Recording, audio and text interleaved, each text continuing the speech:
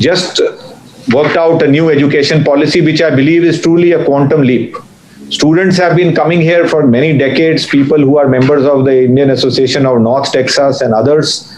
But this new policy aims to make institutions in India multidisciplinary, bring in a lot of cross-fertilization of ideas between arts and humanities, and also to promote knowledge and innovation. And it offers immense opportunities for institutions like which are here, the universities. We have earlier connected with many institutions on this policy, and immense opportunities for building institutional linkages with institutions in India. Exchange programs, doing one semester in India and coming and doing one semester here, joint research, other facets of it, including the setting up of campuses in India. So I think these students who are going to join and who are here, they are ambassadors on this front for us. We will look forward to your close cooperation and also stay connected with you. What I do want to convey, and I think that is the main objective of this webinar today, is that please consider as a home away from your home. The consulate is here to support all of you. Last year, we have done multiple calls with student associations across this region. This pandemic was something completely new in March last year. There were no flights. Initially, we faced several other challenges. So we have been in constant touch with students across United States. I do want to mention that please do visit our student hub. We have a student hub which the embassy and the consulates in United States, they have put together. This is a platform for students to connect, to collaborate, and to converse both with each other, with us, and also to stay engaged. So we have done multiple calls with student associations and various students to answer your queries, including on things like, which are very common these days, on travel advisories, on what are the opportunities for engagement, supporting you for your various events and activities, and of course the consular function which this consulate delivers, your passports, issues related to any documentation you may have, and also other areas. There was a freeze recently in Texas, as all of you know. Some students reached out to us. We have a very fairly well laid out system in place to support all of you.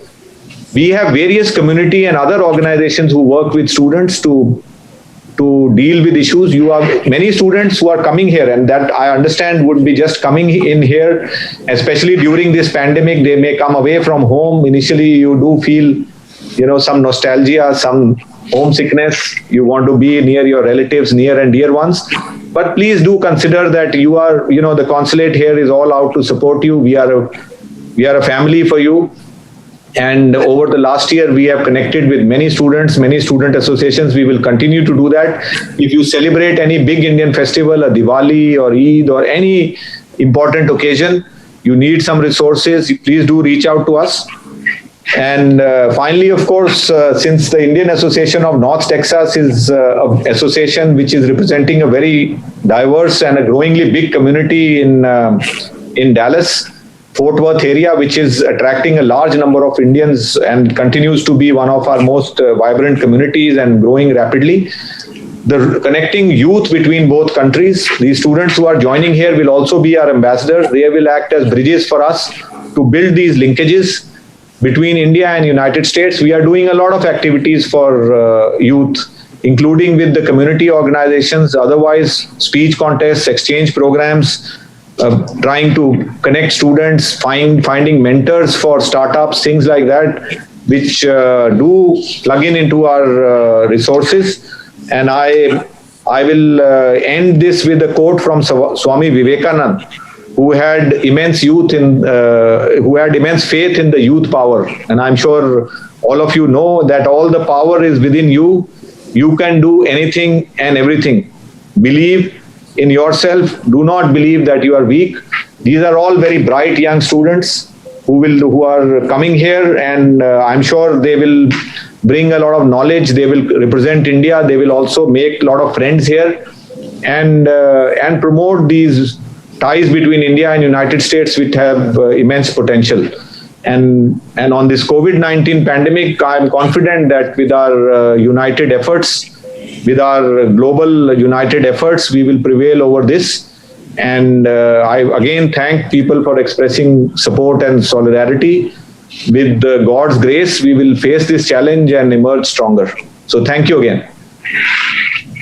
Thank you so much, Consular General, for giving a nice motivational speech and welcoming all the kids for the help and everything. And also, I'd like to welcome you on Dallas when you come here. So we'll schedule some meetings with all the colleges as well.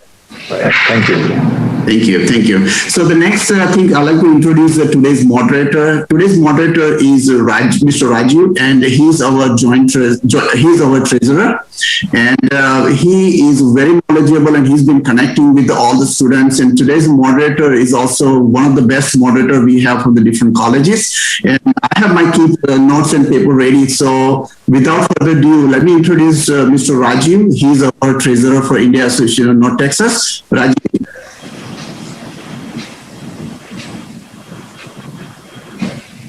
You need to unmute. Thanks, Shailesh, for introducing me to the webinar. And a big thanks to our Consul General of India in Houston, Honorable Shri Asim Mahajan. And the very right topic that he picked up was with the students. And I can say that last year, when we really were having the issues in COVID, we have multiple times gone and taken help from them, and they've always been there for the help. And that gives us the confidence, including the students, that they can bank in with the government, the consulate, in case of any help that they require. And the parents who are back in India get that sort of a comfort level when they know that their kids are being taken care of in a foreign country. So thanks to you, sir, and to the whole team. Coming back to the webinar, this is basically the second of the series that we had. We last year, our then president, Mr. Abhijit, had started off the first webinar that we had. So we pick up a particular topics and we discuss on how to go about. So last year when we were discussing on how the students have to be identifying the colleges and what all they need to be taking into consideration.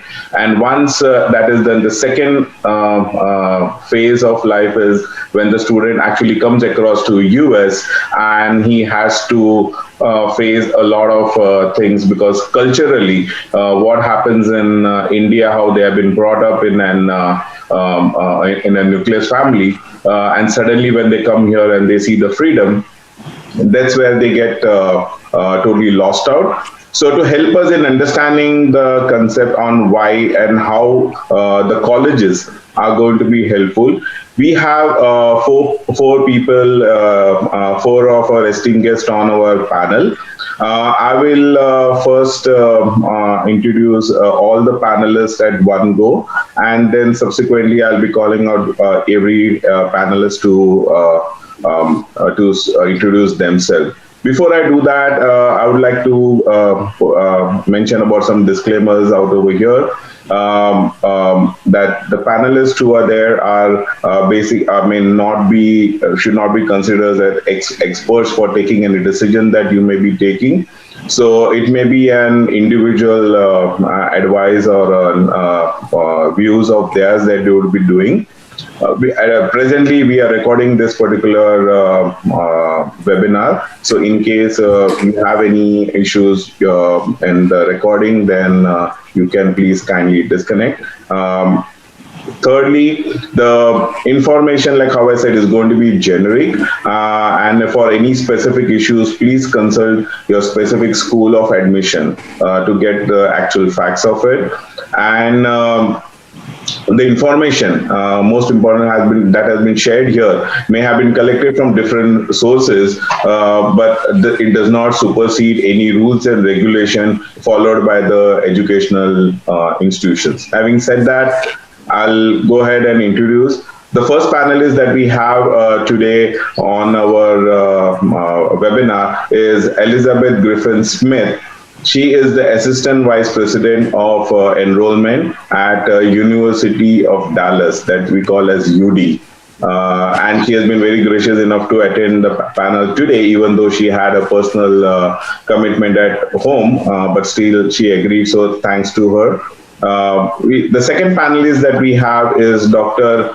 Ram Dantu, who is a PhD.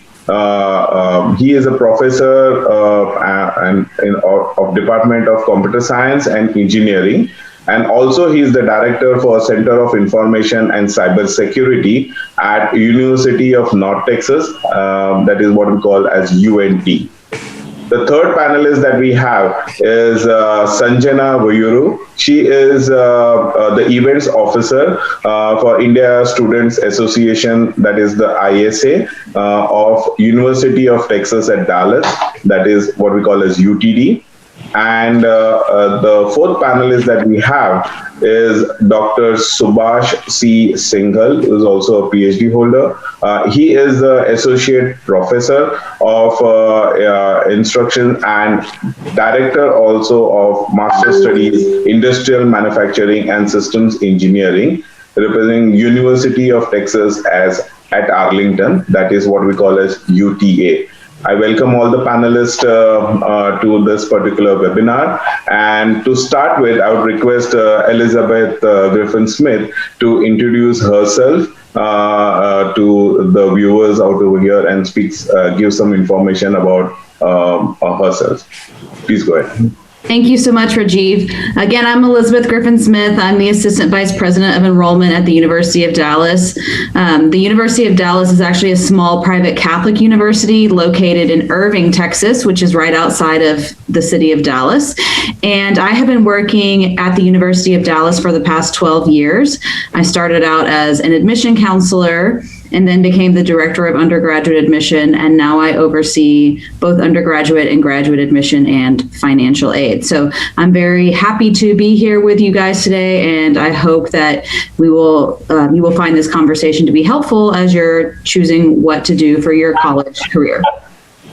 Thanks, Elizabeth, and like I said, thanks for being here today. The second panelist I would request is to speak would be Dr. Ram Dantu. Mr. Ram, please. Sure. Can you hear me well? You can hear you, sir. Good. This is Ram Dantu. I was born in Andhra Pradesh, India, and then I studied in Madras Institute of Technology and Engineering. Then also I did my master's Madras University as well. This is almost 35 years ago. So then I started working in Indian Institute of Science, Bangalore. Then I came to North America to study PhD. So like any of you students who are there now, I came like you to United States to study. So I have gone through all different kinds of problems. Now, various companies working for the last 35 years. Now I am also learning a lot of things. I am actually right now a professor and also the director of cybersecurity across the UNT. We actually have large student population, especially coming from India. In addition, actually, I visit India every year and visit several colleges in Andhra Pradesh, Hyderabad, Telangana, Chennai, where I studied, Bangalore, where I worked, and other IITs in India. And on a continuous basis, have some collaborations as well there. And we will be, I used to give talks in every university where I go. So I understand a lot of difficulties. I think Rajiv is going to address some of them. I will be talking about them. So I just want to tell you that I was born there and I'm here and we have a lot of common things. Thanks, Ram. The third panelist I would like to request to speak is Dr. Subhash Singhal. Mr. Subhash, can you go ahead, please? Yeah, thank you, Rajiv ji. So again, I did my bachelor's from Punjab Union College, Chandigarh in 70. Then I did masters from IIT Roorkee. I came in 73, did my PhD, and I have worked for Alcon Labs and AT&T for about 20 years. And then I started my own consulting business, and I had my own business for 15 years. And for the last 4 or 5 years, I have been in full-time teaching, associate professors, and I teach graduate courses. And 95% of population in our department who come from India. So in fact, almost 100% students are from India, and I see what they go through and, how I can help them. And for the last 8 months, I'm also director of master studies, which guiding them, providing them some help about training, getting jobs outside and all those things. And we have a Indian organization here, UVA, at UT Arlington, and I'm also a sponsor of that association. Thanks, Dr. Subhash. And the last panelist I would request to speak is Sanjana. Hey, Sanjana, please go ahead. Hi, everyone. A very good morning, a very good evening. It's great that students from all across time zones are connecting. We're really overwhelmed with the responses, and I think this webinar will be a great start for you before you step into the US. You can get a gist of how life is going to be in the USA. I'm from India. I'm born in Hyderabad. I have done my undergraduation at JNTU Hyderabad.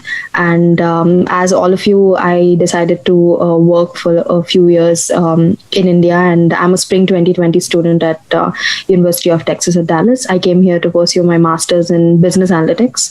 And I'm in my senior year right now. So the way I started my journey here at USA definitely started right back in India with the help of the Indian Student Association. So just a way to give it back. I'm honored and I'm glad that today I'm the voice of ISA, and I'd be more than happy to share my experiences with you, and we'll have a great talk ahead. Thank you.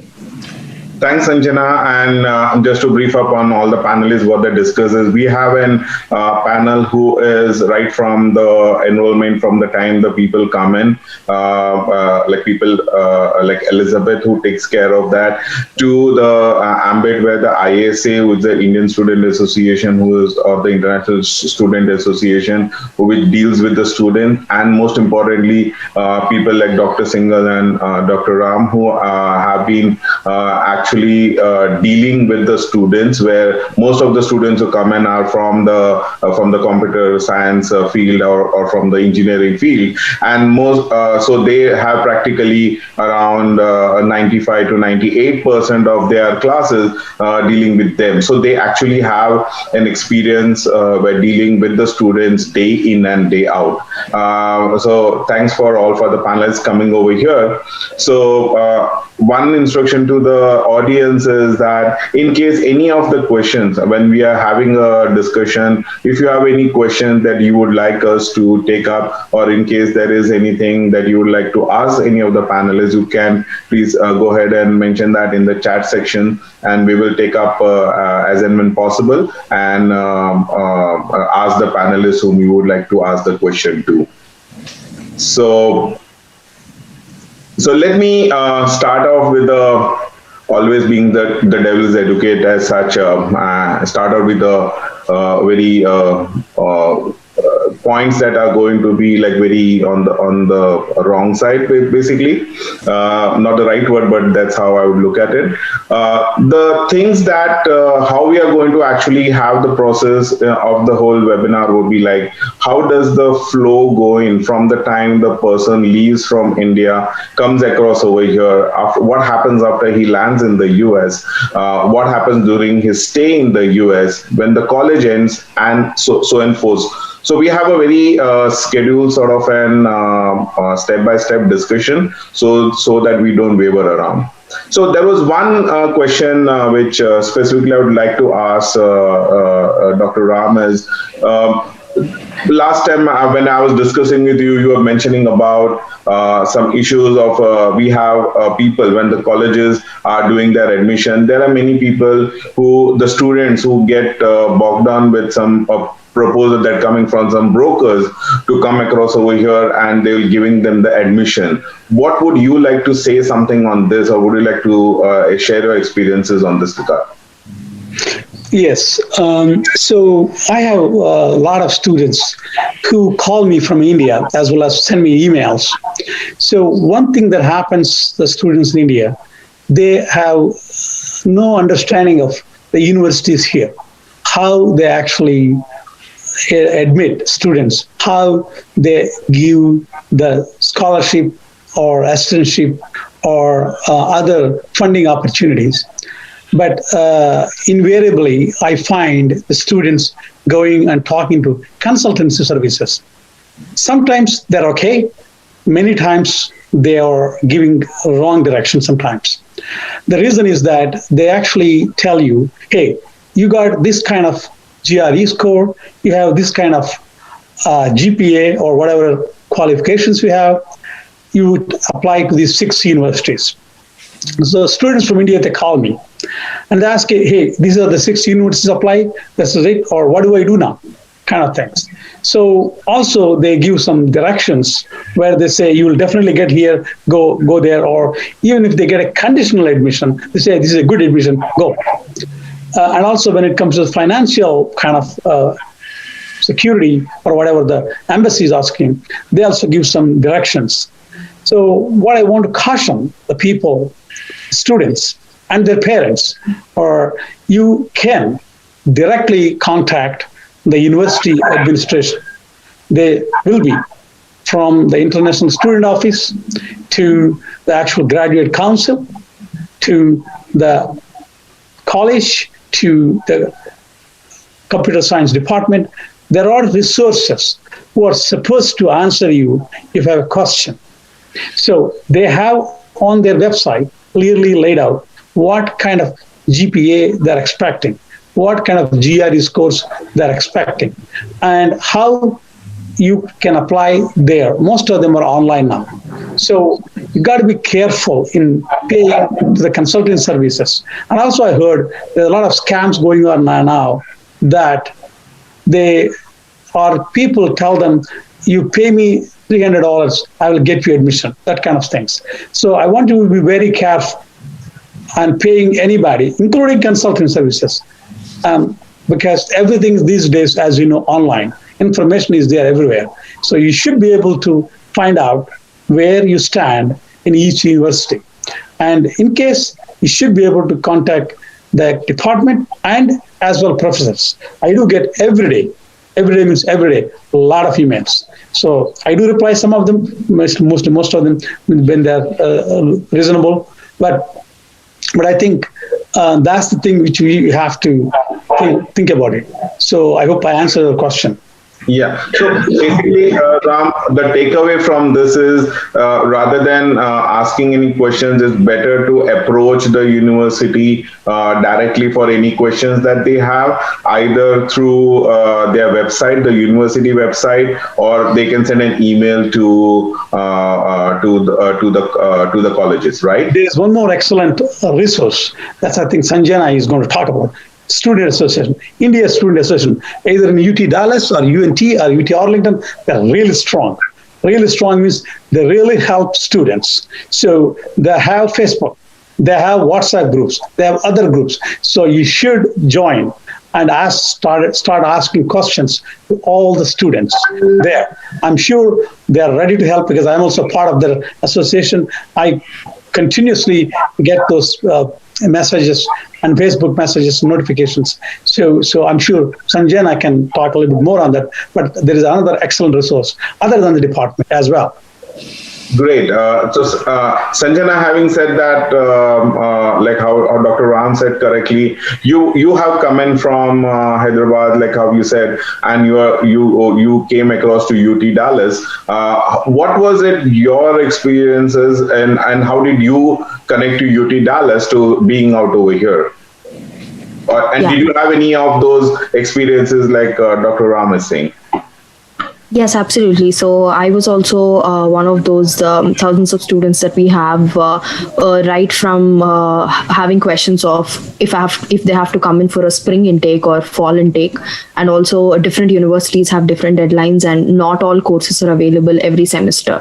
So for me, right from definitely the first approach, what we do is going into the university website. I think that is the primary source. I would suggest everyone to do your own research about, irrespective of the GRE score. I think first you need to know what you want to pursue your career in.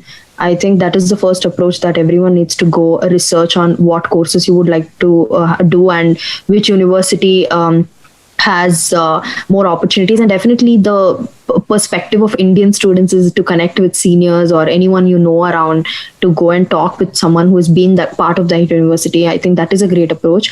And so I can speak about how I connected with Indian Student Association, because I had friends who told me that there are student associations in every college, and I had in my mind that I wanted to take a certain course, and doing a proper research on all the UT systems, I contacted the ISSO, which is after looking at the website, I would definitely suggest you to go to the ISSO if you have any questions regarding your admission or visa, like pre-departure information, and what documents you need to carry, the travel information, post-arrival information, everything. That is a very formal way.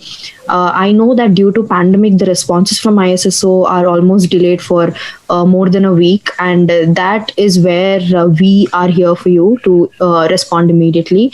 So you can say that Indian Student Association is a family. We are like friends. You can share any issues you have, right from, you can ask us what documents do I have to carry for my visa interview. So right from there to where do I have to live when I get down here, like, can you give me accommodation? So everything, we are the point of contact for you to say, and we are open for any kind of questions, and we are always ahead to respond as soon as possible. Sanjana, you referred to ISSO. Everybody may not be aware of what ISSO stands. Can you inform what does ISSO stand for? Yes, so it is the International Student or Association, basically, which handles the entire visa processing. So that is the advisory which gives us right from I-20 to all the documents that are required for authorizations of your F1 visa or any other kind of information you need regarding your permissions here at USA. I can say so I-20 is the essential document that we need, and that is provided by the ISSO. So if you want to travel inside the US or going and visiting back your home country, the ISSO has to give you a travel permit, for example, I can say. And if you need to work in a certain kind of CPT or OPT employment, ISSO is going to give you the work authorization on your I-20, the updates of every major step that you're going to take during your student life. Rather, it can be an employment or any part-time job that you want to do in your university. Everything, the authorization is stamped by the ISSO. So that is the first point of contact for all of you, which is officially from the United States. Yeah, thanks, Anjana, for the really extensive sort of an explanation. That would surely help the students quite a lot in understanding these concepts on on the processes as such. We have Elizabeth, who is in charge of enrollments. So, Elizabeth, from your perspective, you may be interacting with many students who are coming in across as such. So, what are those aspects that you face when the students come in? Like, do you have some of those same issues that Dr. Ram has mentioned, or do you have any solutions where how the data can be got across from your UD, from your website, or through contacting you directly? Sure. And yeah, I wanted to build on what Ram said about working with consultants. There are, like he said, there are some consultants out there that are great. And a good consultant will encourage you to take an active role in the college search. So, he mentioned that it's important for you to be the one to reach out to colleges. And I would say, working in an admission office, I completely agree. Sometimes if we're working with a student, and this happens with domestic students too, but if we're working with a student and we never hear from the student, we only hear from the consultant, sometimes that is kind of a red flag for us, because it makes us think, well, how interested is the student really in the university? Is the consultant, are they passing along the right information to the student? Are they accurately portraying our school to the student? And so I would say, just be mindful of that. If you choose to work with a consultant, you're going to want to work with a consultant who really works with you as an active partner in the process. There's an organization, it's called the Independent Educational Consultants Association, and it's an international organization. And so you'll probably see certain consultants that have like a certification from that organization, and that's a good sign that they are kind of following general ethical practices that would be expected of independent consultants. But yes, I would say don't hesitate to reach out to us. We'd like to hear from you. It helps us understand, how interested you are in our university. But again, the consultants can be helpful. We had an issue this year where we've had some students who have had just really significant delays in getting their academic record translated. And so at that point, after the translation agency was not getting us the documentation, that's when the consultant stepped in and said, look, this student's process with this university is being held up. And so, again, I do think consultants can be really good partners for you, but I would just say be mindful of who you choose to work with. But we do have a lot of information on our website, and we try to make it as clear as possible. And the more questions that you ask us through the process, the more it helps us understand questions that we need to be better about answering for international students. Each year the process kind of changes and new things come up. And this year was very, very different with the pandemic, because a lot of students did not have access to testing sites to take the SAT or the ACT or the GRE. And so most colleges in the US sort of completely overhauled their scholarship processes because of that, because some students weren't able to have test scores. And so that was a new thing this year that was new for everybody. So I would say also just know that sometimes when you're confused about things and you may feel like, oh, well, of course I don't know because I'm an international student. Sometimes the students in the US are just as confused as you are. So don't ever feel bad about having questions or needing help from the admission office. That's what we're there for. And we like talking to you. So don't ever hesitate to reach out to us.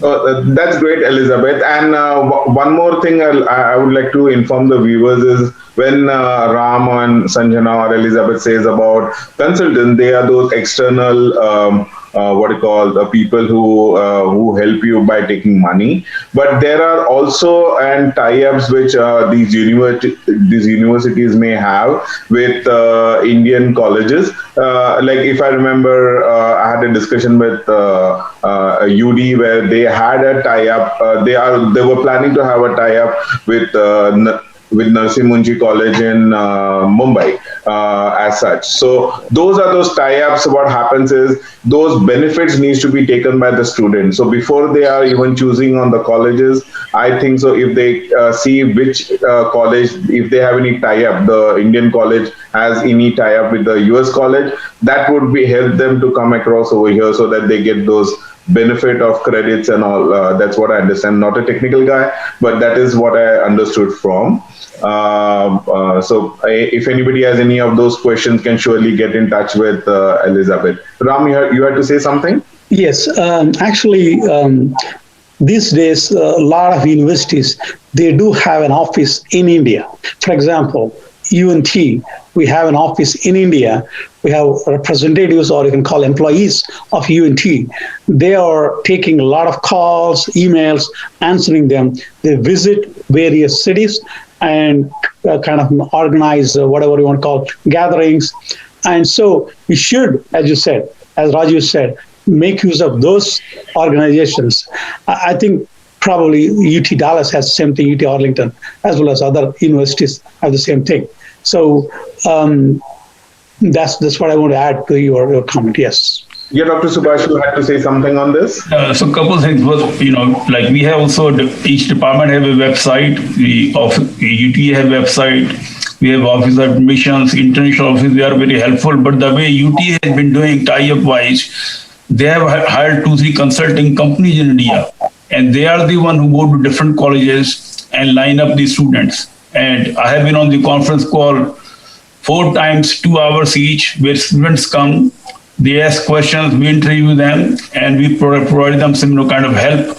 Any question, we give them a contact. If you have any question, write an email to whom, how to contact us. So I have been in this role only for a couple of months, but in our case, we have 2-3 consulting companies in India, and they are the one who find students, who process all the paperwork. And I know UTA pays them some money if they admit the student. Now, whether they have to pay anything or no, I'm not sure. But I'm saying they are more kind of reasonable and fair, because they get money only if student properly get admission, and they have very good, they know the standards here, what they're really looking for. So that's how, they have been working here at UTA. Got it. Now, just to bank on whatever has been told by all the panelists out over here, I would request if all these colleges that you represent, if you can send us these sort of an information, we would love to have that information being even made available on India Association INT site. The reason why is we get quite a lot of calls from people or emails from people from India asking us, because India Association being part of, because most of them, when they search for Dallas, they know that India Association is there. So they sometimes give us a call and write us emails to asking questions. So that would help us if we put this information on our website. So that would be that would really helpful if you can share that. I can even get the name of 2-3 companies who are representing UTA, and I can send you those names, and then you can put it to them. I understand that. So basically, I would be more interested in getting those name of those local offices that you have. Yeah. How Dr. Ram said that if they have their office in India, the best thing is locally they can give them a call, right? So that is what I'm looking for. Yeah, we don't have an office UTA, but they have 2-3 companies. Yeah, got it. With UTA, and they help them. I got it, sir. Yeah. So now, having said that, like we have completed a process where they select on the university. Now, the biggest problem which I hear is from the students is on the programs. So when they are picking up the programs based on their capabilities, right? That is what I assume think. So what would you like to say? This question would be for Dr. Ram and Dr. Singhal, because you would be basically dealing with the students who are taking that particular program, right? So how do they choose a program, and how do they test their capabilities of choosing a program? Yeah, it's a very good question. So before that, I want to do a little bit publicity for DFW. So I keep getting a lot of questions regarding the actual kind of residency expenses expected in DFW. So in Dallas-Fort Worth, we have really reasonable rental properties where the students, because I've been following those emails and messages, anywhere from I see $200 when you're sharing with 3-4 people to individual room to maybe $500-600. So very reasonable compared to several other cities, I think. So that's one big advantage of DFW, I think. I'm sure the same story with other universities like UNT. So that's one thing. The other thing which I want to mention before going to programs is that, and for example, UNT has the Indian Student Association. When you contact them, the students actually from the association, they actually go to the airport and pick you up. They have that already model set up, and they have a real a Google document where they share everything, who is going to pick whom, where are they going to drop. They will put you in a room. I'm sure Sanjana knows that, where you're comfortable with other students. They stay there for 3-4 days, or maybe week, maybe, I don't know, whatever is required. Then they look around and they find their own kind of a room where they can stay based on their what is the budget and other things. So these are the really good things the ISA, Indian Student Association, are doing. And obviously, as a faculty, we try to help whatever we can. So that's the second thing which I want to tell the students. Coming back to the programs. So these days compared to say 10 years ago, very different as far as picking the programs are concerned. The number of programs have exploded. Trust me, this is, if you are a bachelor's, have a bachelor's in computer science or computer engineering or IT, the number of programs you can actually apply are really large, starting with the computer science, artificial, all in masters in artificial intelligence, masters in data engineering, masters in data science, masters in health informatics, masters in business analytics, masters in so many different kind of programs. Now the students get really big question: which one I should apply? How, where am I eligible? How do I actually go about getting these programs, kind of registered or apply, and can I get the admission there? I think this is where sometimes maybe consultancy may have trouble because these are brand new programs. A lot of places, maybe it's the last 3-4 years they come up. Oh, one more thing I forgot. I run cybersecurity, masters in cybersecurity. There's another one which is also pop up. So now, based on your interest, is very important, and based on your skills, based on employment opportunities, you got to make sure that you land in the right one. So there are, based where you are in the sense of either in computer engineering, either in computer science, or an IT program, or even other programs like mechanical engineering, civil engineering. Those students also apply for computer science or business analytics or other programs. So I think it's very important to study all the courses offered in that program and what are the placement opportunities for those programs when they get out. What kind of companies the university is collaborating with them, how the seniors are being employed. These are the important questions you have to ask before you sign up for the program. You can apply multiple programs, no problem. And also, when you apply for a program, you get admitted after you come here.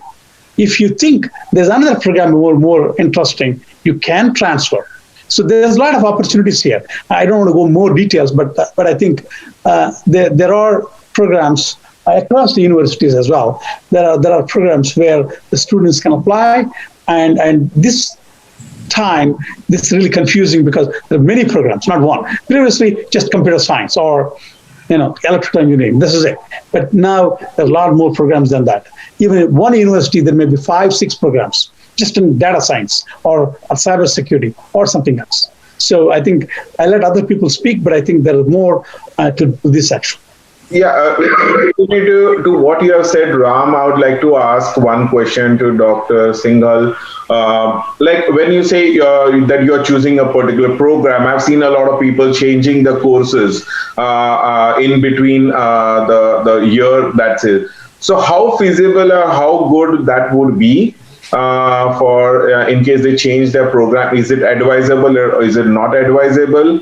Because that is one of the pressure points for the students who are there, because they are always in that mental trauma. Should I do it or not do it? And so what would you suggest, Dr. One of the main thing what I have experienced, they are more concerned about placement-wise, employment, what is the best fit, because many of them wants to come and settle here. So they want to see in which field is easier to find a job. They ask that, and what kind of salary they can start with. I guide them a little bit. I give them some websites and all these things too. So that's really the most important thing, my opinion, to them. And number two, when they come here, what is the source of income when they're going to school? Because some of them are taking loans. Some of them don't have funds, so that's very important to them at that time. Now, regarding changing program, my experience has been it's not that hard in this country. Once you come here, it's not that hard to switch your program. So that part is not that critical here, in my opinion, what I have experienced. But I think placement opportunity is a very big thing, and that's they need a right guidance and some references, how to make that decision, in my opinion. Yeah, Got it. With regarding to this, I would like to ask one question to Elizabeth. Is that those programs when they select and every college has an orientation, right? So how does the college choose the orientation? Do we have a common orientation that they have, or is it very specific to every department? They'll have a different sort of an orientation. Sure. I'd be happy to touch on that. I wanted to build a little bit on what the gentlemen were saying about choosing programs. And I wanted to just say that, that's also something that differs a lot from school to school. And it's a great question to ask on the front end to your admission counselor. For example, the question about, well, how hard is it to switch from one program to another if I change my mind? The admission counselors can help you with that. At a place like the University of Dallas, we don't actually require students to choose a major program of study until the end of their sophomore year, so the end of their second year at UD. So that gives you time to kind of figure it out. And you may come in thinking you're going to do one thing, but then you take let's say you take a business class that you really enjoyed. And so you say, oh, well, I was thinking I was going to do computer science, but now I think I might want to do business. And you'll still graduate on time, even if you change your mind, just because of the way that our curriculum is set up. So I would say that that's a great question to ask of the admission counselors on the front end. As far as orientation, the way that we do it at the University of Dallas is we include the international students in the main orientation for everybody. So they're going to go to all the same sessions that new students are going to from the US to talk about everything from, living in the dorm, what are our academic policies and what kinds of things should you expect in the classroom, what is safety, how is campus kept safe and what can you do to keep yourself safe on campus, what are all the different offices that are resources on campus for you, whether it's tutoring or career services or things like that, financial aid, all of these people are going to be introduced to you during orientation.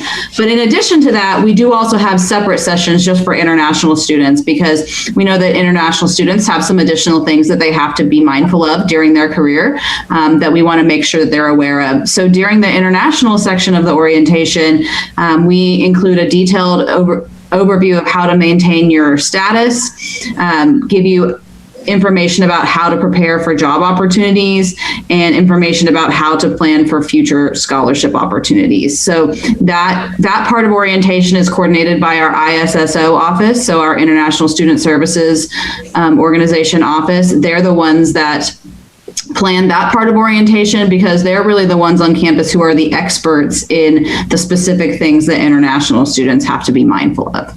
One question I will, Elizabeth, you mentioned about the admission counselors. I just wanted to ask you one question with regarding to these admission counselors would be available to any students, or is that available to also the prospective students who would like to join and just wanted some information on the programs, or is it only for the people once they join then they will have these admission counselors? No, you can talk to an admission counselor as early as you want. So even if you're just thinking about colleges and you're not sure yet, but you heard about UD, or you're looking at, all the schools in Dallas, but you don't even know much about the different schools yet, you can reach out to us at that point. So you may not even be ready to graduate from high school yet, but you're just kind of wanting to get some general information. The admission counselors help you through the application process. So once you do decide to apply, they can help you understand, okay, well, what documentation do I need to submit for my application? What are the deadlines? That sort of thing. But they're really there to help you at any point in the process. I've had parents reach out to me as early as their students being in junior high. So anybody who reaches out to us, we'll talk to. We're never going to turn you away. Yeah, on the question of parents, because you said that, I think so, normally they say that the students, more than the students, the parents take a lot of tension when it comes to people coming across from an international location to the US. So I would this question would be more pertinent, and I think so can be answered by Sanjana. With regarding to Sanjana, what was going back in the mind of your parents when you actually came here, and what was it that you would have shared with your parents? Because most of the parents who give us who are connect to us are always think that there has to be some basic information which every student would like to share with his parents. So what would you say has to be shared with the parents, so that they have all that information what they want in case something happens, they know where to go. So what would you say on this regard? Yeah. So, starting off, like how it was for me, I traveled to USA when the pandemic has not started yet. So it was around January 2020. So there is one really good thing that Indian Student Association does is we pick up. We do the airport pickups for international students. So if you already have a group of friends with whom you're coming along, then we can pick you up in a group. Or if you want to, according to the luggage capacity that you have, we can avail the size of the vehicle and the cab if you want any cab services. Just in case, now we are trying to guide them without any in-person interaction. So we're just trying to help them how to book a cab or how to reach the accommodation that have they want to go. So some small incidences that I can talk about is back then there was a student who had no access because he did not take his international SIM yet. So sometimes you don't have the international plans on your SIM cards, like how Indian SIM cards need certain plans for the internet or any kind of service to work once you step abroad. So that is a common problem that students face. So we guide them of taking a certain international plan for like 2 to 3 days until you take the international SIM here. So I think that's really helpful, because even for us to contact you, even for ISA to contact you, or you to contact anyone like immediately, if you have friends to the place where you're landing, that's great. But just in case, most of the people do not have anyone, they travel alone sometimes. And if they're coming around spring semester, it's very less probability of a number of students boarding in your flight as well.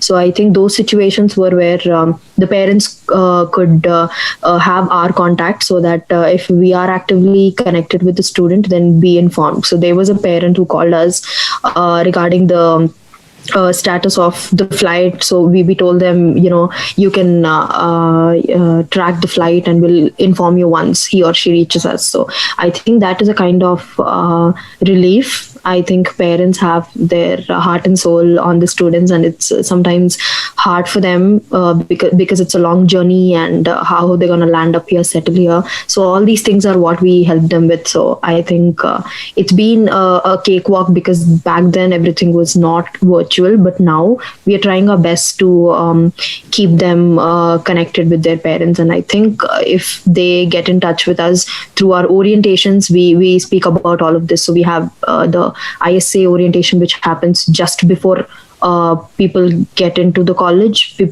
are 3 prospective orientations we do at 3 stages, like one right before they are in India, one when they land, and one somewhere before they start their course program. So yeah.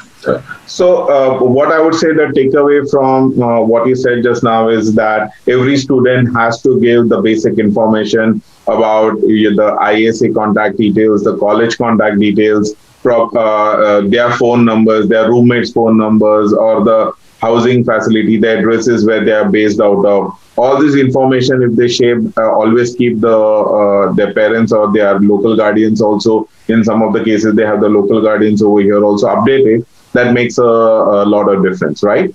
Yes, absolutely. I would also suggest that there are situations when, this is a little, I don't know if how relevant is it, but luggage, if I have seen many students who lost on their luggage, so I suggest them to give contacts of their parents on the luggage, just in case they are not able to reach out on an international number. I have done that, and I was suggested by ISA as well to just keep a note, or a phone number of your parent, or either the luggage can be transported to you here, or they can notify your parents so that you get your luggage back at the end of the day. So that is really a fantastic and very important message that you pass across.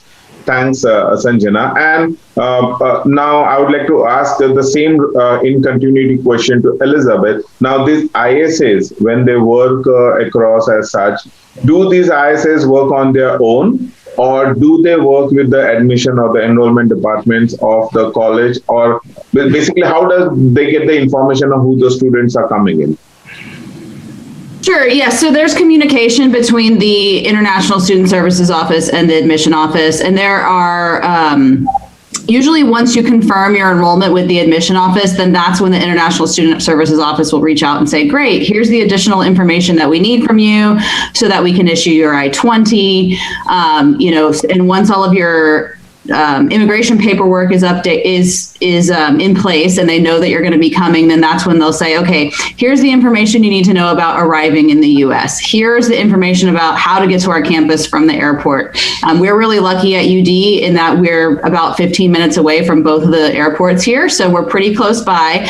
But it's really important to, make sure that you're using an official mode of transportation. So we'll kind of say, okay, here are your options for being transported to campus. You can take public transportation. Here's how to get an Uber, here's how to get these different things. Here are some other people that you can be in touch with on campus that can be resources for you. So yeah, usually you start working with the ISSO office after you've been admitted, and they kind of help make sure that you get all your paperwork in order so that you'll be ready to come once the semester starts. In continuing to what you just now said, when you say the paperwork, so what all documents do you inform the students on what all document they need to carry when they're coming over here, from the perspective that when they're actually in the US, they may be requiring some of their original documents for various purposes, as such for their visa purposes or change in status purposes or something. Do you provide any information to them on what all documentation is required, or it depends on a case-to-case basis when it changes? Yes, usually the ISSO office will let students know, okay, here's the information that I need from you beforehand. Here's the information that you should bring with you, especially because if you're going to be doing, Sanjana mentioned OPT or CPT, there's certain documentation that you need to have for that. So they would want to make sure that you have the right documentation for that. Or if you're going to be doing any sort of job on campus or internship, there's information, there's documentation that you would need to have for that. So most schools actually have all of this information on their website as well, and have like a checklist of, okay, here's what you need beforehand, here's what you need to bring now. There's health insurance stuff that has to be taken care of. We require every student to have health insurance, and so there's a special health insurance for international students. But like on our website, for example, I'm looking at it right now, and there's a whole page. It's called pre-arrival information. So there's a section for government documents and procedures. There's a section for planning your trip and how much money to have on you. How much cash you might need to have versus credit card, that kind of thing. Even where to change your money. If you've never done that before, you may not know, that you can change your money at the airport or that sort of thing.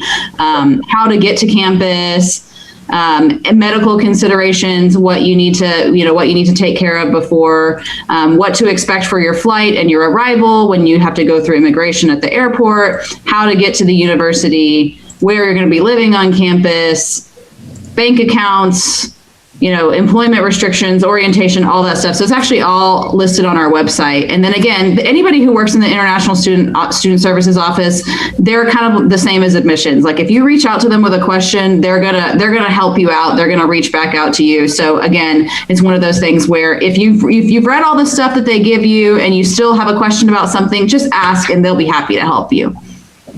Great. Another thing also, which is for all the panelists, I will start with Elizabeth, is because you are continuing the discussion, is that with the pandemic around, when the students right now who have taken the admission, and there is a lot of confusion on the vaccinations, there is a lot of confusion on who can come, who cannot come. And this was the same situation that we had last year when the colleges had told the students to join over here, but there was no flights that were coming in here. Now with the situation going in India, if suppose the flights stop in, or if there is any of these cases, which is the department which the students have to call or get in touch with to get the correct and the right information so that they do not lose their status of the F1, and they are able to continue their studies? Because these challenges would have been quite a lot. Last year it was really commotion, but this year, I assuming with 1 year going around, there will be a lot of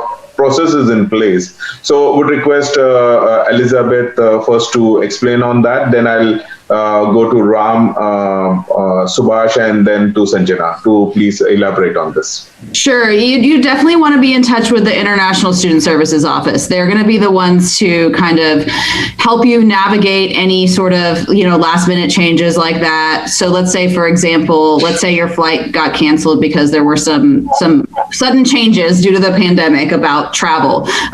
They would be able to work with you to see, okay, well, is it acceptable for you to do, online classes for a period of time, while you're waiting to be able to enter the US, or, are you going to have to wait and start in the next semester? And sometimes we're also waiting for information from our government about that. I know over the summer there were a lot of questions about, well, is it okay for international students to take online courses, or do they have to be 100% in person, or can they take some of their classes online and some of them in person? And we were kind of waiting on information from the government to say, yes, it's okay, or no, it's not okay for the students to be enrolled completely online. So sometimes we're waiting on the most up-to-date information, and we'll definitely share it with you as soon as possible. But yeah, if there happen to be any sort of last-minute unexpected changes to your travel plans or anything like that, especially with the pandemic, you definitely want to contact the International Student Services Office, and they would make sure that they do whatever they can to work things out for you.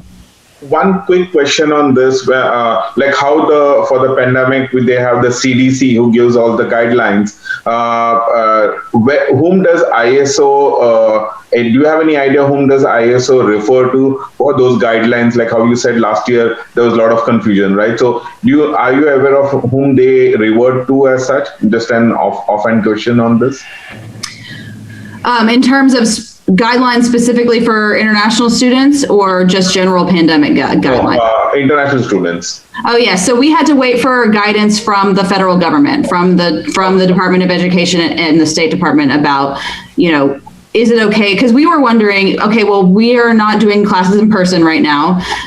We actually went back fully in person last fall, and it was very successful, and it was great because it gave more opportunities for our international students, of course, with masks and precautions in place. But we had students asking us, well, can I just go ahead and start 100% in online classes? And, there's kind of immigration implications from that, because if the student is taking classes in the US, but they aren't located in the US, then what does that mean for their visa status? And so we had to wait for guidance from the government on that first before we could make any determination. But then once they told us, what the requirements were, then we were able to pass that along to international students. Or our students were even wondering, can I go ahead and come to the US, but can I just take classes 100% online?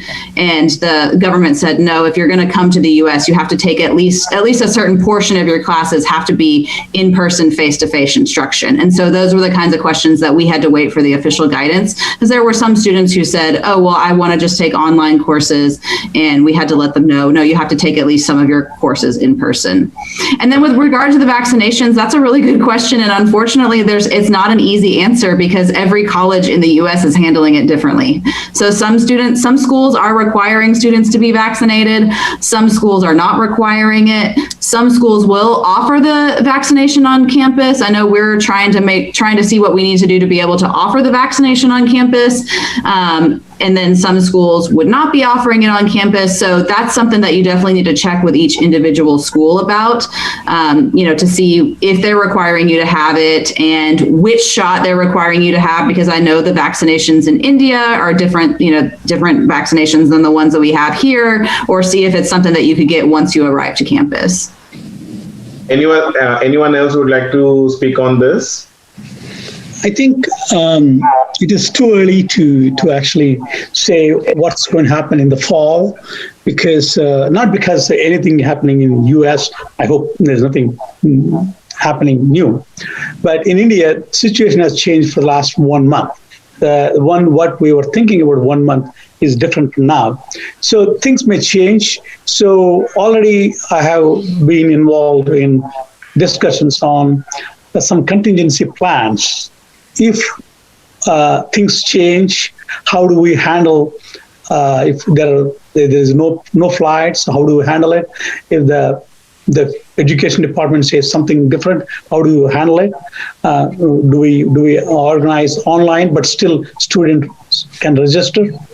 So there's a lot of questions unanswered still, because the the pandemic is still going on. So I think I'm optimistic, and UNT has already announced all the fall classes will be 100% in person, 100%. But now, because of the situation, things may change. So we keep looking for the directions from the university. That's my kind of advice. And regarding I don't know whether I should answer the question about orientations. We have orientation at the university level. There's also orientation at the computer science department level. So there are different kind of orientations out there. So I'm not sure I answered questions. So I think that's what right now situation about the pandemic. That's mostly from India. Here, all the domestic students we're going to have in-person classes. It's already kind of decided. Anyone else? Yeah, at UTA in summer we still have hybrid, not completely face-to-face, but from fall they are planning to go face-to-face. That's the plan. But right now we have some students who are in India. Like I have 3 students who are in India taking all the classes from India. They are not even here. I'm sure they will not have that option in fall, but right now they do have that option. And I just want to make one comment earlier when we were talking about coming here. I don't even know the process about applying for Social Security number, if they can apply right away when they come or no. But I have seen some students who did not apply and they got the assistantship and they have to wait for 2-3 months before they can get the money because they don't have Social Security number. So if it is, you don't have to have a job to apply, to me, what can you lose when you just come here and apply right away, whether you have a job or no, in my opinion. I don't know, maybe Elizabeth will know better. Can they apply right away when they come or no for Social Security number? Do you know? Do you know if they can apply? Elizabeth, I'm asking, can they apply for Social Security number when they come, or they have to have a job to apply? I don't know what the process. I'm not sure. Let me look. We have a section about that on our website. Let's see.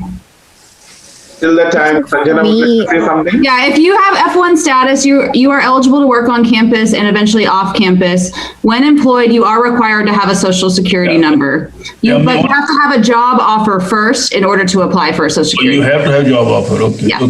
Okay. Well, one question: when you say an F1 with so does that apply to OPT and CPT both? Or is it exempt for OPT and it is only there for CPT? How it is applicable irrespective whether it is OPT, CPT or internship, you still have to take that SSN number, right?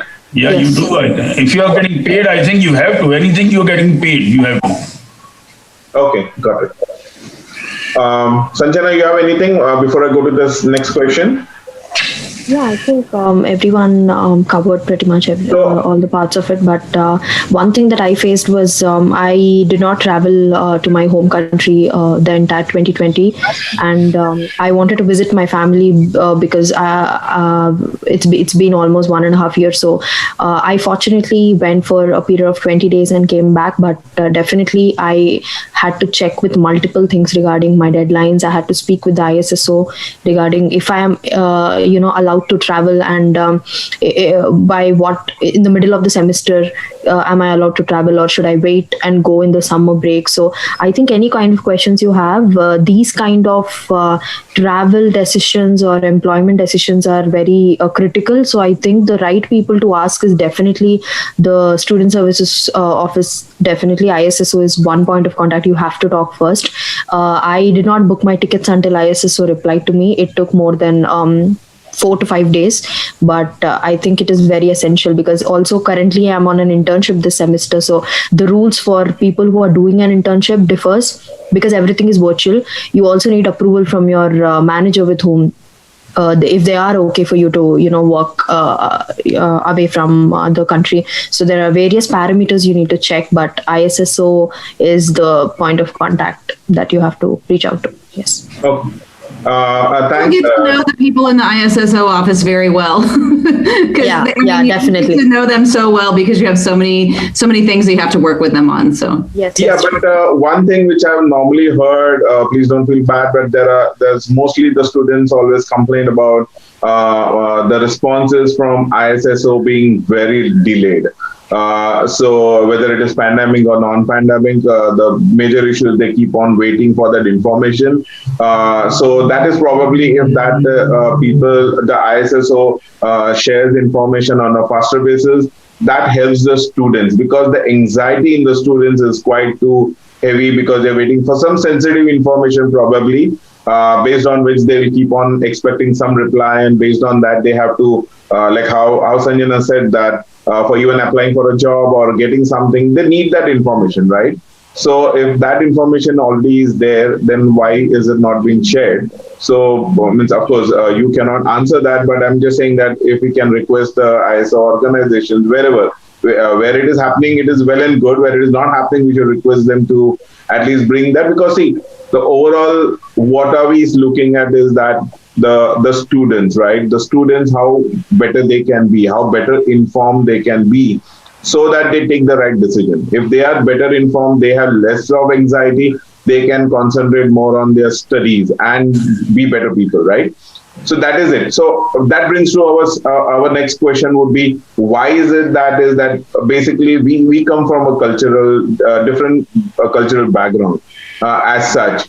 So, and I think so Dr. Singhal and Dr. Ram can put some more light on this with regarding to how culturally different is, because when they come in from India, they suddenly have this cultural changes seeing across in the US, and they try to adapt to it. And so that transition, getting down from a traditional sort of an outlay back at home and suddenly being a lot of freedom out over here, how does that affect the students as such, or whether it affects or it does not affect at all as such? So this question, I would put it across to Dr. Singhal and Dr. Ram, please.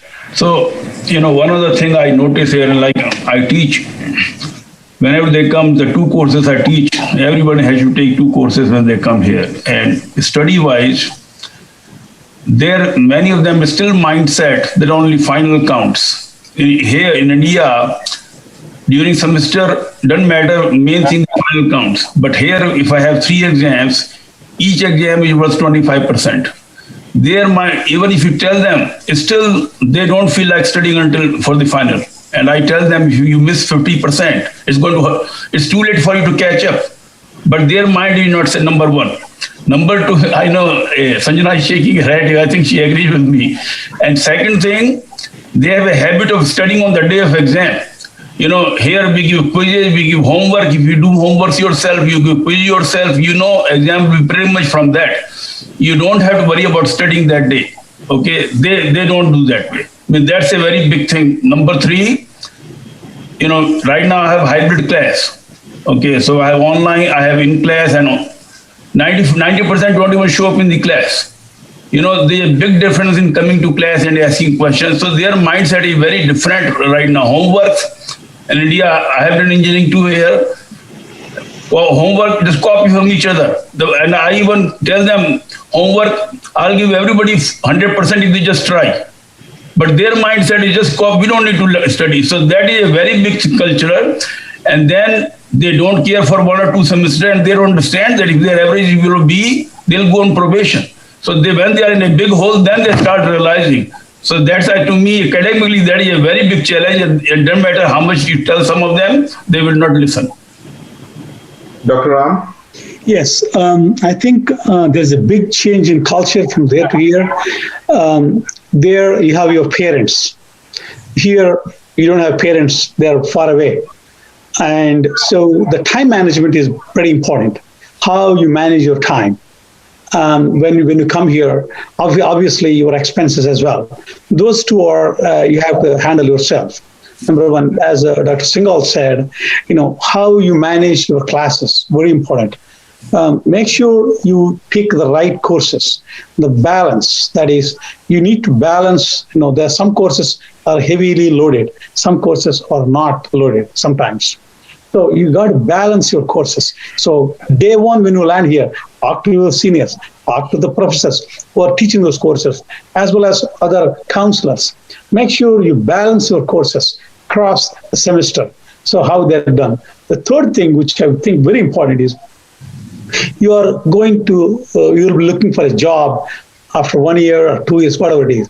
So one thing is that you have to be ready for hands-on kind of programming or hands-on things. So it's not like India where they give you review questions and say, we'll ask for these questions or, whatever here. Most of the times you are on your own. Nobody going to check on you. How are you preparing? What is that? And those kind of things. So, and because of this pandemic, things are really, really bad because the students come online and they don't switch on the camera. We don't know that very well or what is going to happen. And also because they are not kind of attending classes, so their performance really goes down. And if you don't switch on the video or you don't listen to the teachers, and also there's a big problem. As Dr. Singhal said, there are exams. In my things, there are projects, and there are hands-on programming assignments. So you got to make sure you do them yourself. So nobody's going to help you. Those things, you got to do it yourself because that's how you put in your CV to get a job. So unless you are ready to do a hands-on assignments or projects and whatever it is. So I think in my department, there are more hands-on assignments are there. So I think overall time management, I see they're lacking. There's a big change in the time, the culture actually. Sanjana, what would you like to say? Because you are on the opposite side of the fence right now, being out there as a student, and you could have faced the same sort of an issue. What would you like to contribute to what they have said? Yeah, I think I agree because the Indian students' education system in India is really different from here. Because when we write our exams, it's definitely what Mr. Dr. Subhash said, that generally we tend to study like the last few days or maybe a week prior to the exam because the assignments and the homework system is not there after school. After school level, we don't see that in India. But here, I think the education system is something that when we took a decision to come here and pursue something, I think we have to abide to their rules. I think initially it was a little struggle for me because we're trying to settle in a different atmosphere. We're trying to, create a comfort zone for ourselves because we are away from our family. And I really understand because when people are trying to take overwhelming decisions, like a few people want to wrap up their masters in 1.5 years. I've seen many people taking like 4 to 5 subjects in one semester. That is something that I think you need to do the right judgment upon your capabilities, your skill sets. I think according to that, you need to take a decision that you can manage your time well because homeworks and the level of assignments are different for different universities. But talking about mine, if I have 3 subjects, I have 3 assignments due every week. So I need to make a schedule so that I'm doing all of them. And definitely, I think students need to have the mindset that when they're coming here, I know most of them are coming on student loans, and it's a really big commitment back at home that they're investing so much on you. I think the main goal is something that they have to not forget, that they have come here to get a good GPA, land up in a good job, and gain some good experience. Elizabeth, you would have been dealing with a lot of international students, right? Because the diversity across an international student at UD is quite a lot. So there are many different people who come in. So in this sort of a scenario, what would you say that, is there anything that you would like to say how the Indian students who are there, who are part of UD, can also can look around and to understand how they can improvise their performances, or does that become as a challenge to the other international students who are there in the college, due to which probably the sort of a hatred starts coming into the Indian students?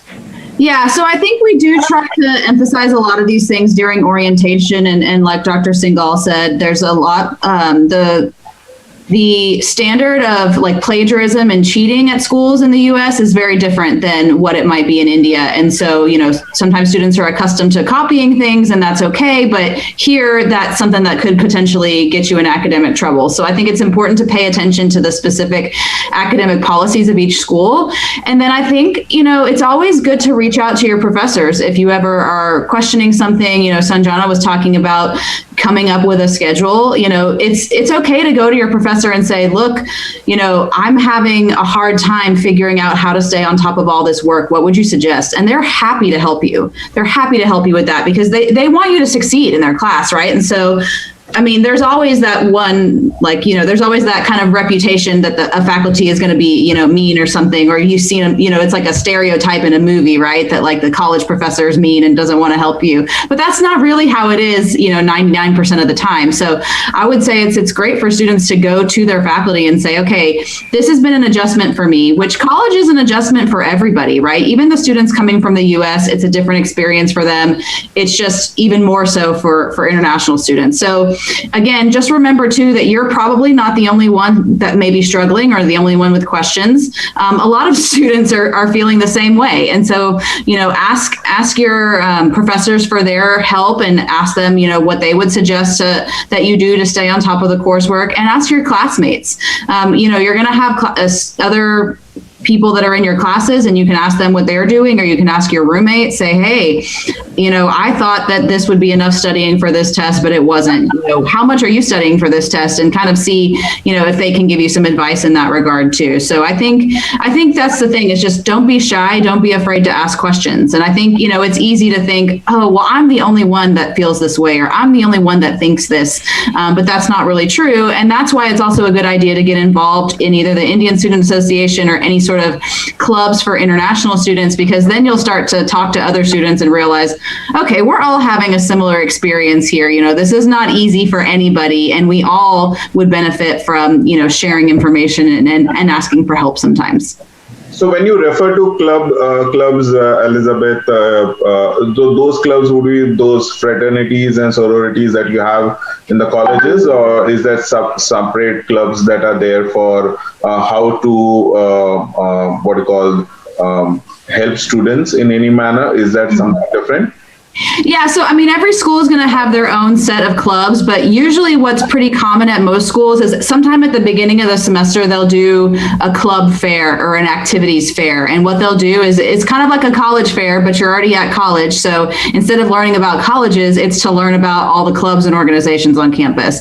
And so usually they'll set up, tables on campus, and you can go up to each club and say, oh, well, what is this club about? How can I get involved? And that sort of thing. And so that's how the schools will advertise the clubs. And then in terms of services like tutoring and things like that, usually that's covered during orientation, or professors might tell you at the beginning of the class, say, if you're having a hard time, we have tutoring for finance on Tuesdays and Thursdays from 7 to 9 in, whichever classroom building it is, that sort of thing. So there's usually different ways to find out about all of those opportunities. I really like that concept of the club that you said about. I think so it should be surely there in all the other colleges too. But that I think so every student who's coming across should try and utilize that facility, because there may be a lot of hobbies for most of the students. So those hobbies, they can bring it out when they are actually getting involved with those clubs. It becomes like a recreation for them, and that is one way where the pressures on the students could be reduced.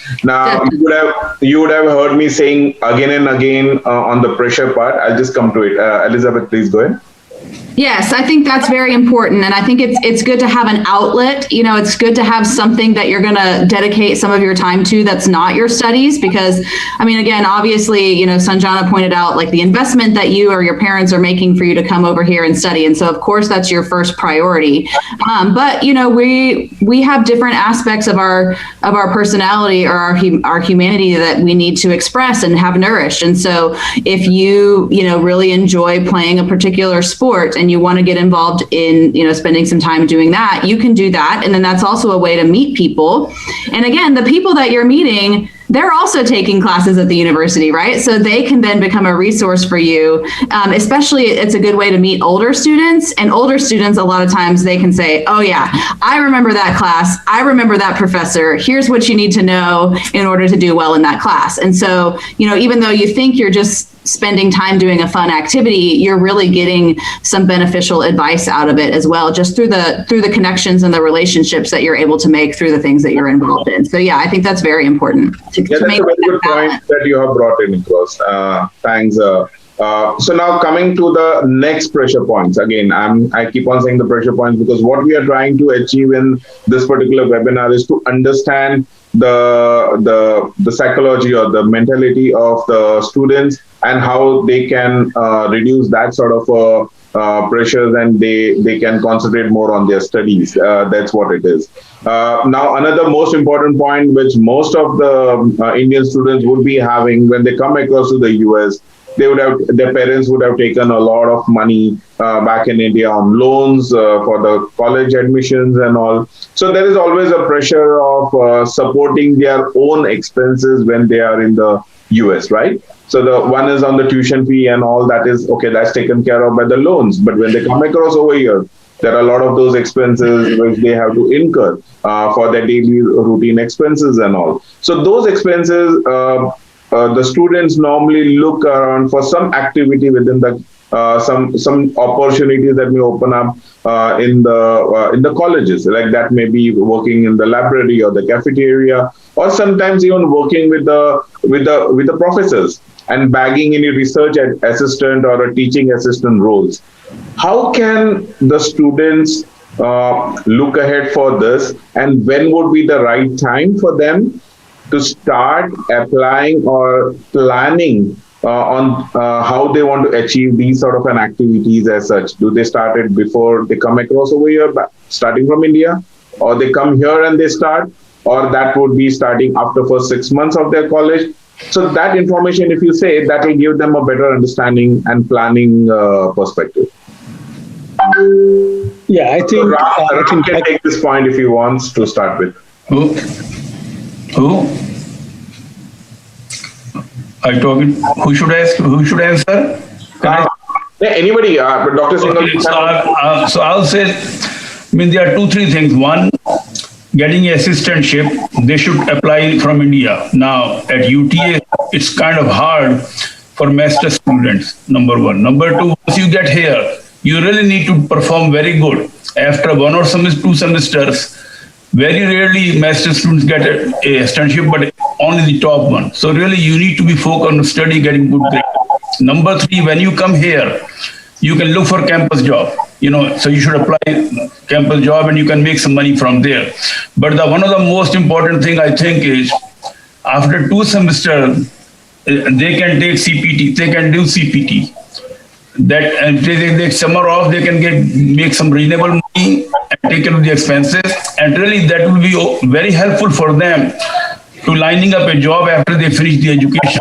Because I know a number of my students, they did CPT and then their company hired them for OPD and then they got a job there. So if you take a CPT during summer, you prove yourself doing good, there's a chance you will get a job from that company. So it will help you, your expenses during semester also when you're educating, and then after that also. So these are the 3 main things I think: assistantship, campus job initially, and then CPT, and that's the 3 things I see.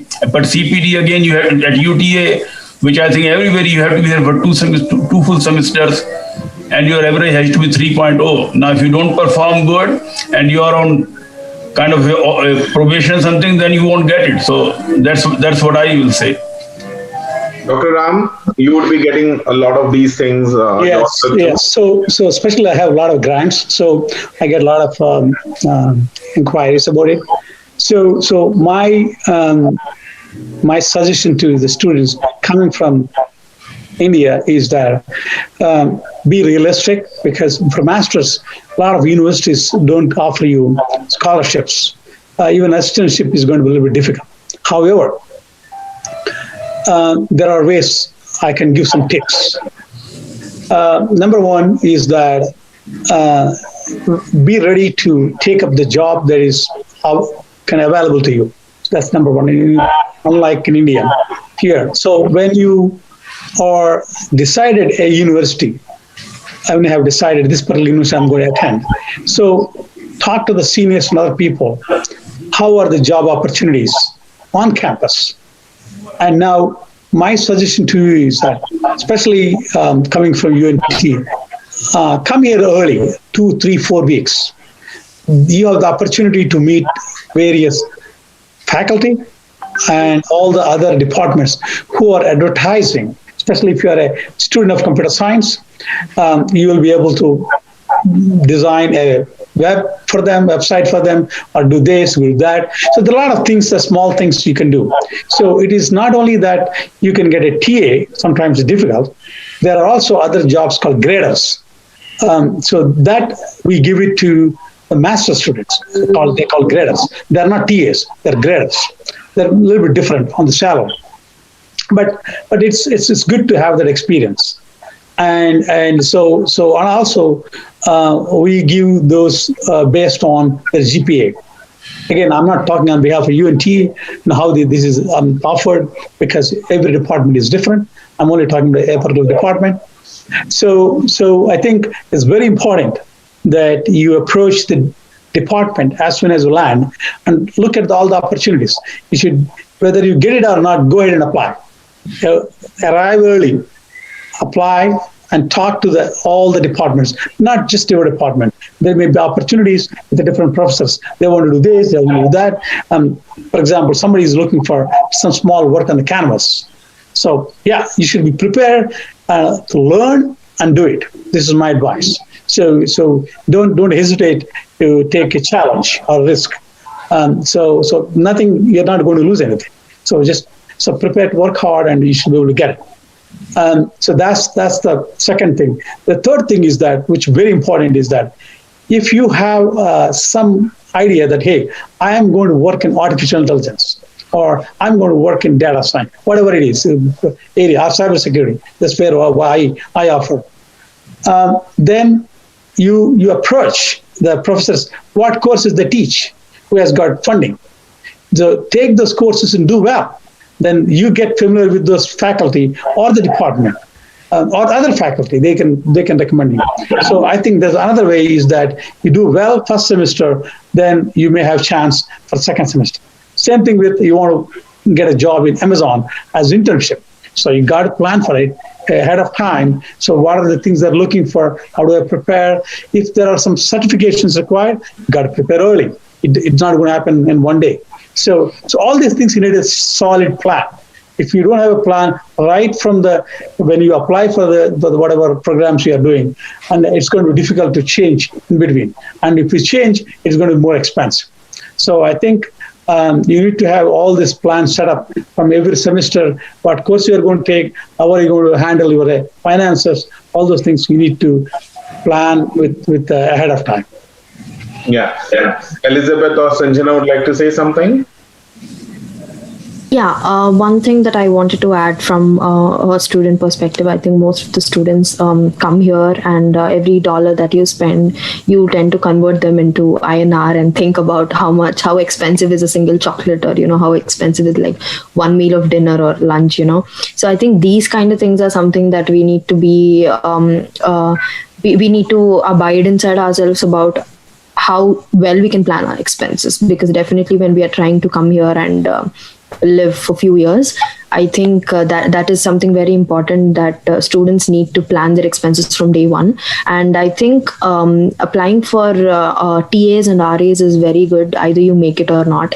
And also we have many jobs opening up in dining for the fall semester, but unfortunately due to pandemic, we lost a lot of opportunities. The college has been shut down, so according to the safety measures, few opportunities were not available. But I would definitely suggest that when there are times when there are no opportunities or you're not able to make it, it can be any scenario. I would definitely suggest you, as Mr. Subhash has said, you have to target on what all skill sets you can improve in your CV or resume in order to get a CPT. I think CPT is something very essential because many students directly come right from undergraduation and have less than 2 years of experience, which is not considered as a major level of experience levels compared to people who have 4+ or 5+ years of experience. So I think CPT is something you can target, and networking is very important. I think networking is on LinkedIn because everything is virtual now. It's very, very important that you get in contact with either your alumni or your alumni who ended up in Amazon, Facebook, or any other big huge companies. It's not necessary that you end up in the big 5 companies, or as you say it, but I think every company has its own level of expertise, and if your skill set is aligned to something that you can work ahead for, I think that's what you need to target, just in case you're not able to make it during your TAs or RAs. But I can always promise you that you landing up in a really good job, you can manage all the money that you have spent on your cravings and everything will get back once you get a good job, I think. Yeah. Elizabeth, anything you'd like to say on this? No, I think they seem to have covered most things. I just wanted to maybe elaborate a little bit more on what an RA is. Are you talking about like being a resident assistant? Is that what you were? Yeah. No. Research assistant. Actually. RA means, I think Sanjana is talking about research assistant, right? Oh, research. Yeah. Yes. Well, another type of RA is a resident assistant, and that's a good thing to consider too, because that's a job that you can do on campus where it actually pays for your housing and your meal plan. So what that means is that you're an upperclassman student who lives in the residence hall with freshmen, and you are kind of the leader in the dorm room. You're the person that they go to if they're having problems or concerns or things.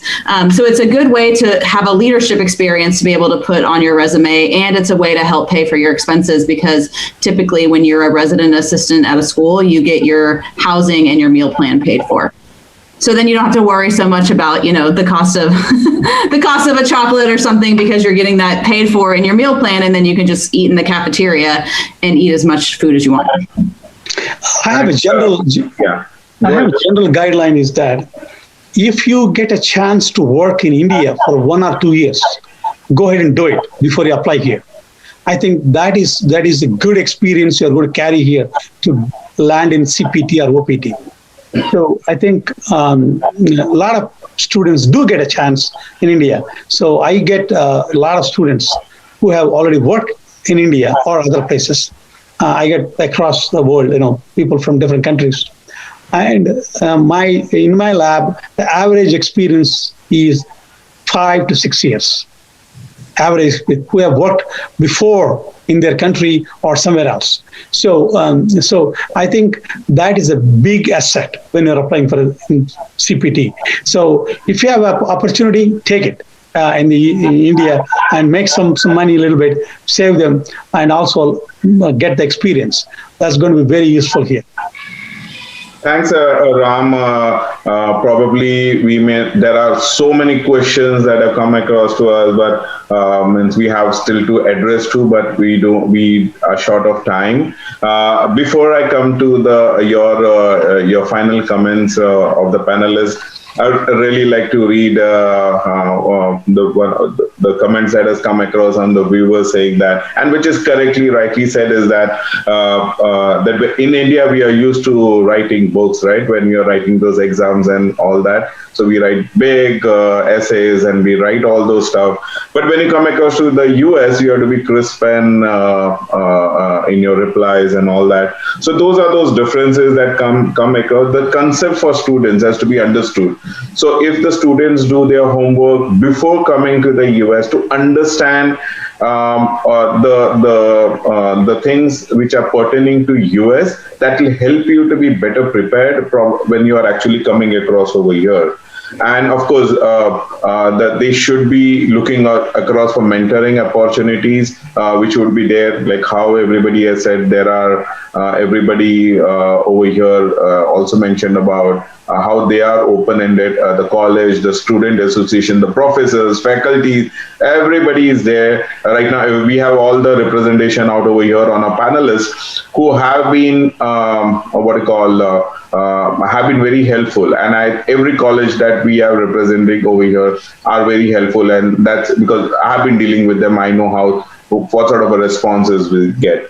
Before I go to the final comments, I would like to say something about India Association of North Texas is that India Association has been there from, like how our president, Mr. Shailesh Shah, has said that we have been there from 1962. We are there to help the Indian community in any manner possible based out over here in DFW Metroplex. And we have been working with the colleges, we have been working with many institutions, and that's where we keep across to see how we can help the student community and the other Indians across over here.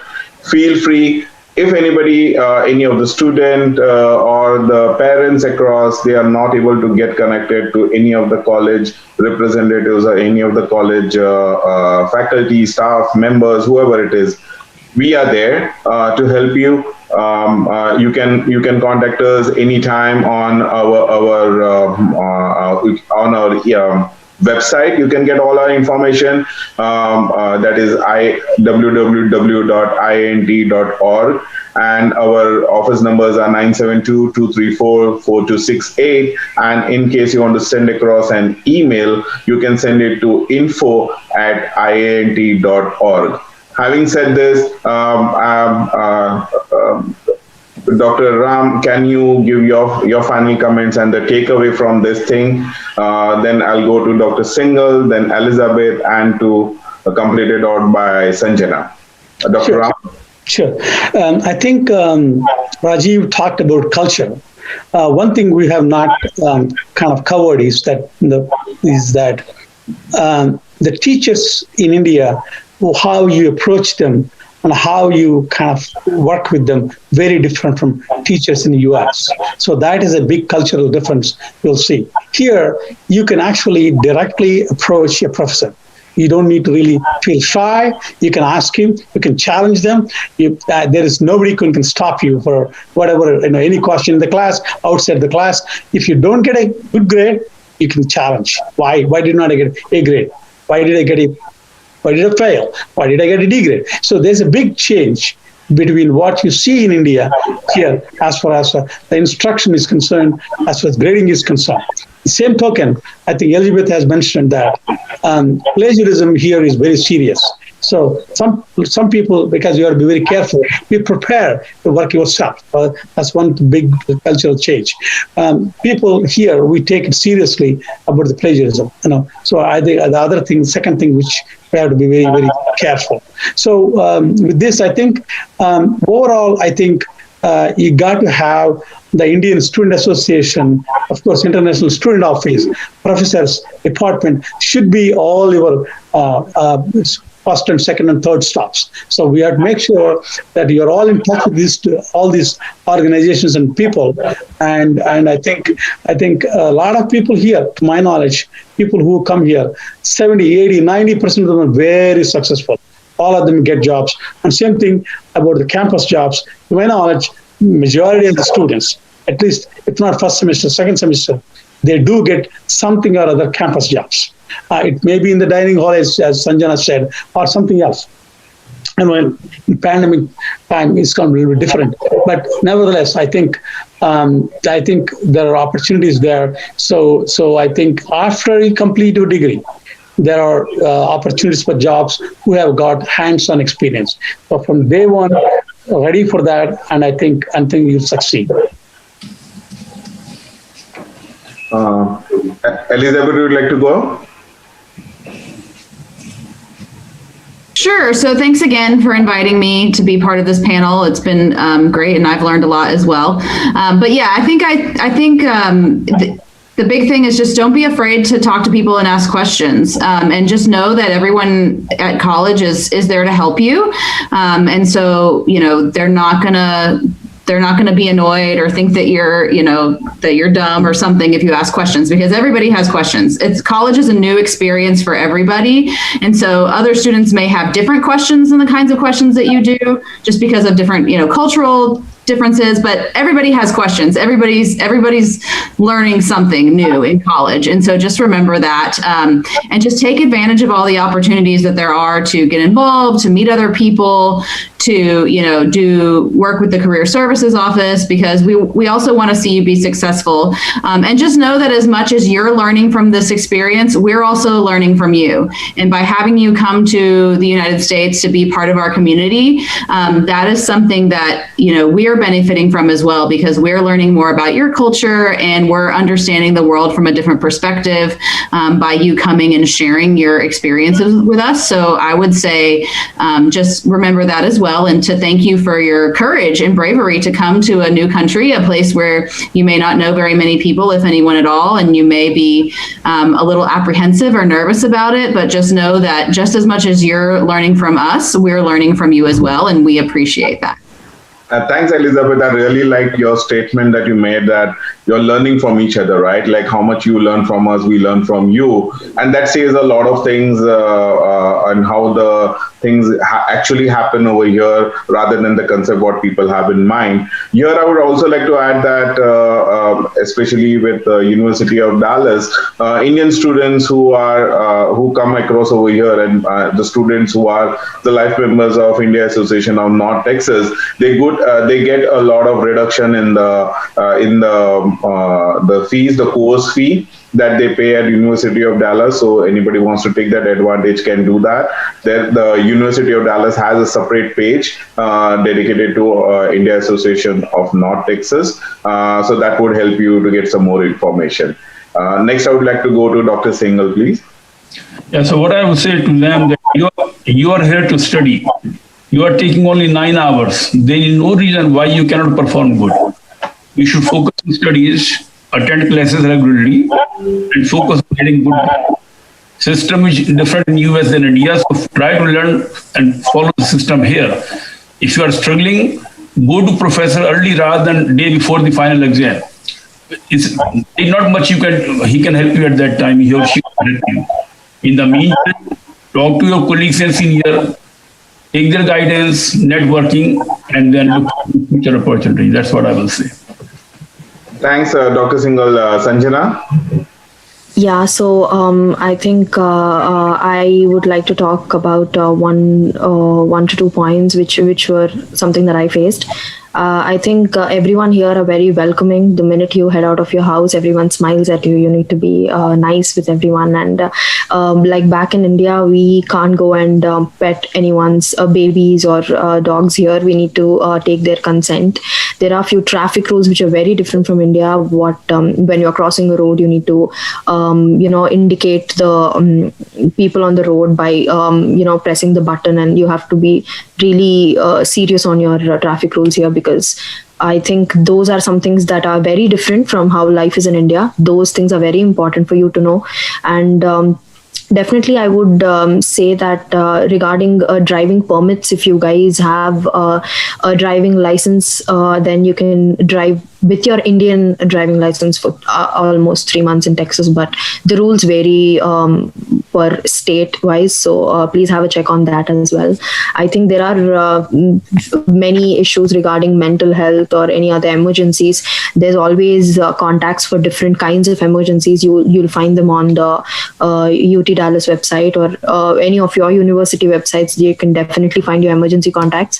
Regarding mental health issues, like in times of pandemic, if you are going through any depression, you'll have counselors who you can talk to, or definitely ISA is always there for you to feel like home. We celebrate all Indian festivals, and we stay connected in all the ways possible. And I think we're all in this together, so we'll make it work somehow. So I would love all of you to start a new journey in your life.